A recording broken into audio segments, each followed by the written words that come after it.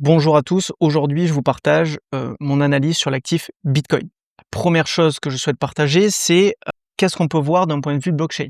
Le premier indicateur qui est intéressant de voir, c'est Supply LTH, c'est-à-dire que font les holders long terme, c'est-à-dire ceux qui détiennent du Bitcoin sur leur adresse sur une durée de plus de 155 jours.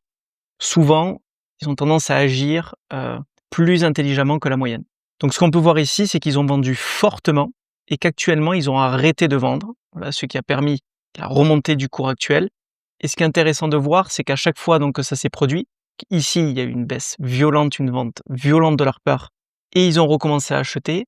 Et on peut voir qu'ici, le Bitcoin, quand ils vendent fortement, le prix baisse fortement, et quand ils recommencent à acheter, au niveau statistique, on peut voir que le prix a tendance à remonter juste après.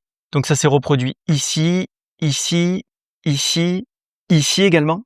Donc c'est un point intéressant à noter. Le deuxième indicateur qui est intéressant à regarder, c'est les pertes réalisées par les détenteurs court terme. Donc ceux qui détiennent du Bitcoin sur une durée de moins de 155 jours. Donc on peut voir que récemment, donc lors de la capitulation récente, ils ont réalisé des pertes extrêmement importantes. C'est le troisième montant de pertes le plus important réalisé sur les données historiques de cet indicateur. On peut voir qu'à chaque fois qu'il y a eu des pics comme ça de pertes, ça représente généralement une capitulation des détenteurs court terme du Bitcoin et donc une peur extrême et donc un potentiel bottom qui est en train de se mettre en place. On peut voir que ça s'est réalisé ici, ça s'est réalisé ici, ça s'est réalisé ici et encore ici. D'accord ? Et actuellement, on peut voir que le pic est extrêmement important, ce qui est positif sur la mise en place d'un potentiel bottom. Ensuite, ce que j'ai pu remarquer, c'est qu'ici, on peut voir sur les indicateurs de peur, donc cet indicateur indique par différents moyens la peur du marché.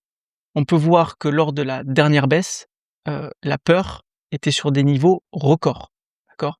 Pareil que pour l'analyse des points blockchain, à chaque fois que la peur est extrême et qu'on atteint des excès, ça participe bien souvent, que ce soit ici, ici ou récemment ici, ça participe à la mise en place d'un bottom. Ensuite, d'autres indicateurs qui permettent d'évaluer si cette hausse est saine ou pas, j'en retiens deux ici. Le premier, ce sont les fundings. On peut voir ici que le funding reste assez bas. Donc c'est sain, ça veut dire que le marché pour le moment et les traders ne s'enflamment pas, qui ne parient pas tous à la hausse. On peut voir également que l'open interest ici a augmenté en même temps que la montée du prix. Ça veut dire également que la montée est saine et que ce ne sont pas des sorties de short qu'on appelle, que ce sont bien des positions à la hausse qui s'accumulent, ce qui est positif pour une potentielle continuation haussière. Donc après avoir vu les éléments que j'appellerais fondamentaux, si on se concentre uniquement sur les techniques, donc sur le graphique du Bitcoin, on peut voir que j'avais pu identifier donc depuis 2017 un canal qui soutient la montée du Bitcoin depuis 2017. J'avais identifié donc ce canal qui est, selon moi, pertinent, puisqu'à chaque fois, il a été testé violemment dans les fortes baisses.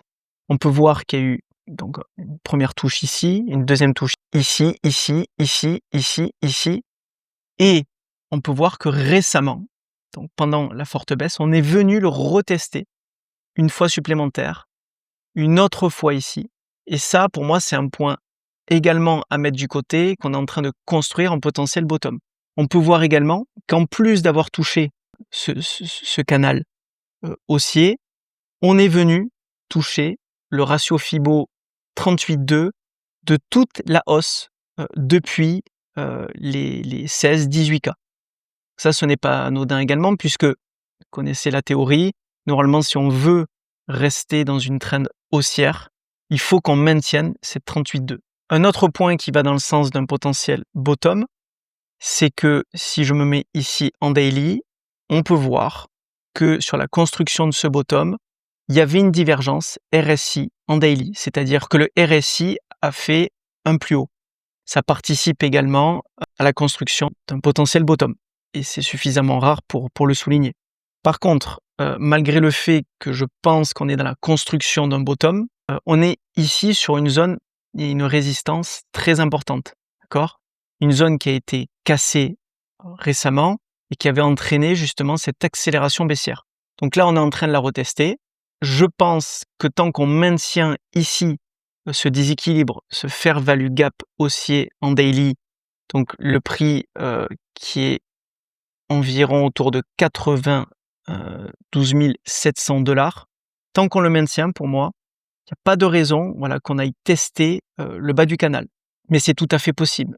Donc voilà, je garde un œil et clairement, si on vient casser ce niveau-là, cette résistance, donc là les 98 qu'on vient confirmer une clôture d'une bougie en 4 heures, pour moi le momentum potentiellement reparti à la hausse.